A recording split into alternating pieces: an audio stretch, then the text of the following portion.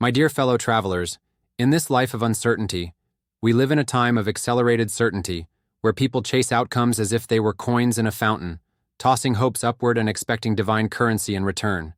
But let us pause. Let us reflect not on what prayer might produce, but on what prayer is meant to do. I once wrote, and still maintain, that the function of prayer is not to influence God, but to change the nature of the one who prays. Let this not be taken as theological provocation, but as existential truth. If we imagine prayer as a tool to sway the eternal, we reduce the infinite to the role of a vending machine. We make of God a negotiator, and of ourselves mere petitioners bargaining for favors. But that is not faith. That is not transformation. That is not what it means to stand before the absolute. Prayer is not magic. Prayer is not manipulation. Prayer is the moment the finite being enters into relation with the infinite, not to command, but to be unmade and remade. In my 19th century Denmark, religion had become cultural performance.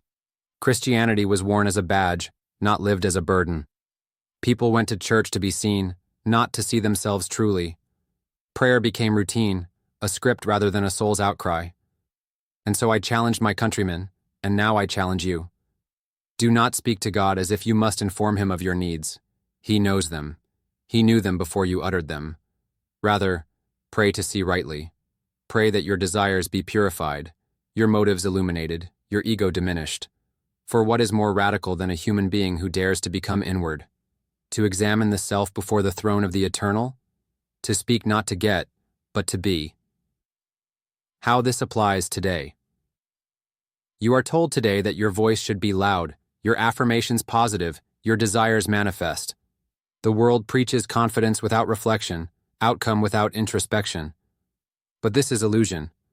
Prayer is not affirmation. Prayer is not cosmic ordering, it is surrender. And in your era, when noise drowns contemplation, when digital life exhausts the inner life, you must guard this truth all the more. Do not pray to change your circumstances. Pray to understand them. Do not pray to avoid pain. Pray to be made meaningful by it. Do not pray to be lifted above others. Pray to stand alongside them, in love, in humility, in radical inwardness. Prayer, rightly understood, is not escape.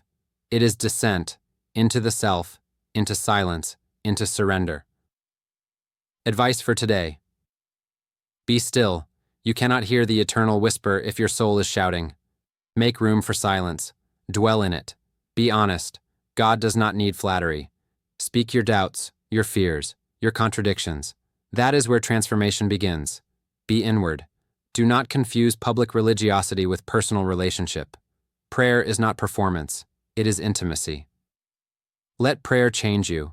If your prayer leaves you unchanged, it was not prayer, it was noise.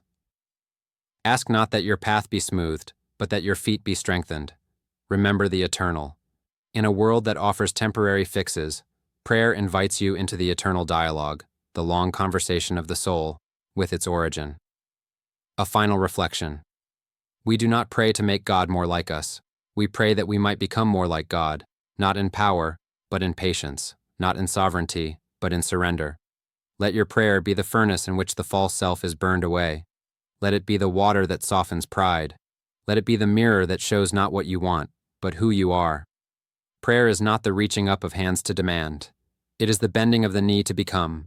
And perhaps then we shall rise, not because we are heard, but because we have finally heard ourselves.